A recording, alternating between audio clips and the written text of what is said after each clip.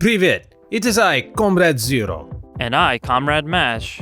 And we just played the Super Marxist Twins, a 2D side-scrolling indie game that bears a striking resemblance to the Super Mario Bros. As a matter of fact, they look a lot like them. But looks can be deceiving. This game may look like a Mario clone, but the entire premise of this game and how it plays will leave you with a different opinion. The Super Marxist Twins is an indie side-scroller that takes the familiar side-scroller run-and-jump gameplay we all know and love and gives it a Soviet spin, which makes it both hilarious and enjoyable. The art style and tight controls will take you back to the good old early 90s, while the theme and music will take you back to the good old Cold War era. So grab your controller, maybe a comrade, and secure the means of production. We're going back to the USSR in today's First Look.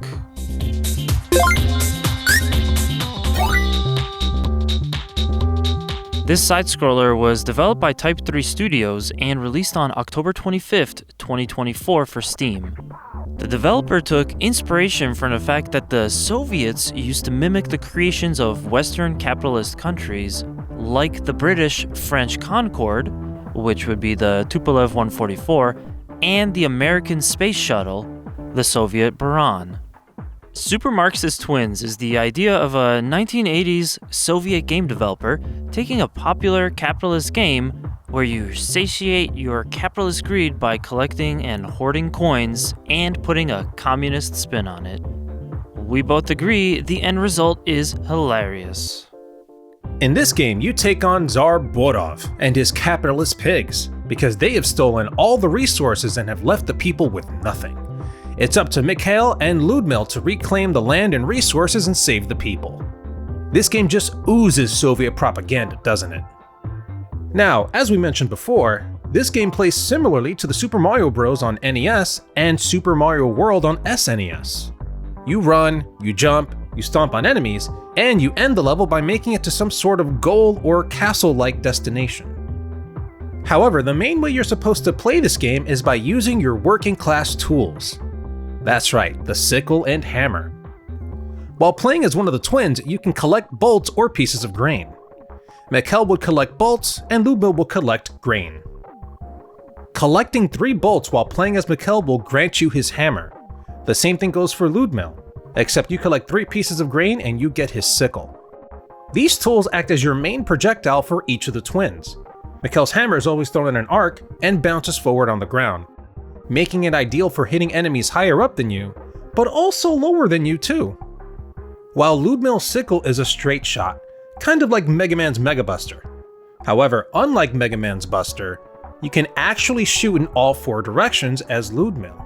It's a perfect projectile for reaching enemies farther away and even hitting enemies off screen.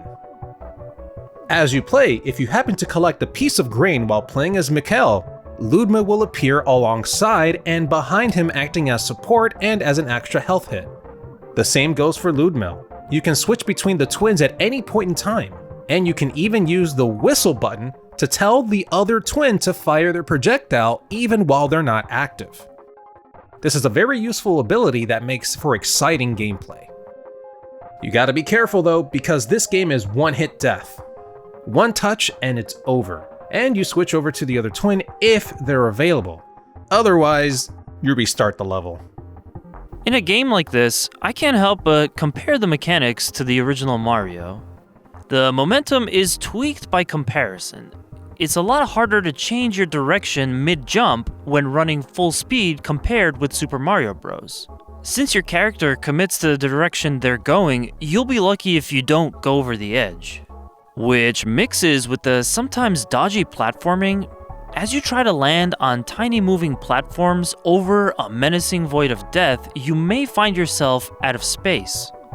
Yeah, getting through obstacles in Super Marxist Twins is not always forgiving to the player. I can't deny that I like it better the way momentum works in Mario. As with the Concorde, Space Shuttle, Capitalism 1, Communism 0. There is a Soviet-themed superstar mechanic too. Mikhail and Ludmil go invincible. They're not flashing as much, but the song changes and some stars appear around your character to let you know you can barrel through opponents for a limited time.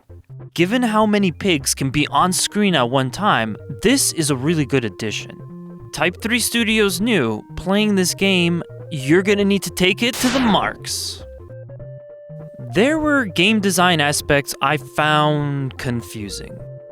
For example, I'm not sure if this was a glitch or a bug, but I could not figure out why sometimes stomping on the pike-carrying enemies caused death, and other times it did not. My best guess is if you stomp them front-facing you, you can get away with it, but if they're in the opposite direction, then you would die. And I found a few moments where it looked like they forgot to fix a thing or two, like removing text in some of the menus where it still says "to be added soon," and the houses at the end of the levels seem to have some roofing defects. Then again, maybe this is a communist architecture thing? The high-octane combat of Super Marxist Twins is, at times, near Broforce levels.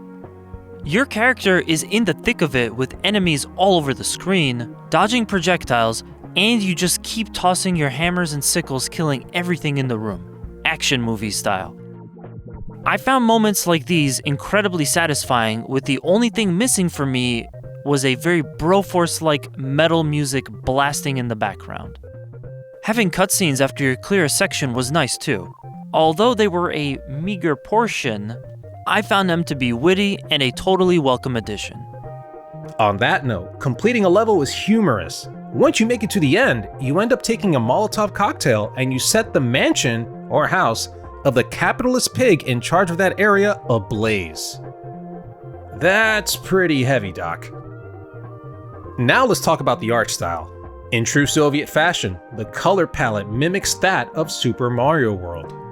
Everything is bright, colorful, and sort of cartoony. Fans of NES and SNES Mario games will feel right at home here. Though the home, in this case, is owned by the people/state. The food is rationed, and the old Lada outside in your garage is breaking down because you can't find parts to fix it. The music, in my opinion, leaves a little to be desired. The developers chose to use a 16-bit rendition of the Soviet theme as the title song, and it's hilarious and on point. However, the rest of the music in this game didn't really give us much to go on. Plus, the title theme was used for more than a few levels and it left a sort of dull taste in my mouth. Or in this case, my ears. But all that aside, what's here is honestly great. It's a fun-filled game with a very amusing concept that didn't get old. This game is super cheap at $12 on Steam. We highly recommend it to any friend or enjoyer of anti-West propaganda. This would be an amazing candidate for gaming on the go. It would be nice to see this on a Nintendo platform, but I highly doubt they'd be cool with adding a Mario clone to the Switch eShop. When it comes to this game, Nintendo is no comrade of the people. But we hope you are all still our comrades after watching this first look, and will band together to like this video and stop capitalist pigs everywhere. Have you played Super Marxist Twins? Please do your part by leaving us a comment on how you plan to get this game in your efforts to overthrow bourgeoisie-imposed boredom. With all of this rampant wage theft going on, we're not letting you get away with it. So please, like, comment, subscribe, follow us on socialist media, and we'll see you on the next Two Stupid Gamers video. Take care.